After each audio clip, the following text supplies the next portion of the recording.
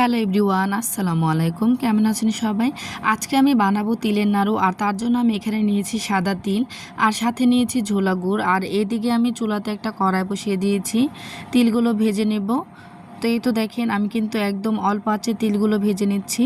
বেশি আঁচে ভাজা যাবে না, তাহলে কিন্তু পুড়ে যেতে পারে। আর আমি কিছুক্ষণ নেড়ে নেব, যতক্ষণ না পর্যন্ত কালার চলে আসছে। তো এই তো দেখেন কত সুন্দর একটা কালার চলে এসেছে। এখন কিন্তু আমি একটা বাটিতে ঢেলে নেব। তো এই তো আমি একটা বাটিতে ঢেলে নিয়েছি। আর এদিকে কিন্তু কড়াইতে আমি গুড়টা দিয়ে দেব। তো গুড়টা ঢেলে আমি কিন্তু এখন নেড়ে নেব, বলক আসা অবধি অপেক্ষা করব। তো এই তো দেখেন গুড়টা কিন্তু সুন্দর একদম ঘন আর আঠালো হয়ে এসেছে। আর এই অবস্থায় কিন্তু তিলগুলো দিয়ে দিতে হবে। আর তিলগুলো দেওয়ার পর কিন্তু একদম অনবরত নাড়তে হবে। এরপর আমি একটা বাটিতে ঢেলে নেব। পুরটা কিন্তু হালকা গরম অবস্থায় বানাতে হবে, জুড়িয়ে গেলে কিন্তু একদম শক্ত হয়ে যাবে আর বানানো যাবে না।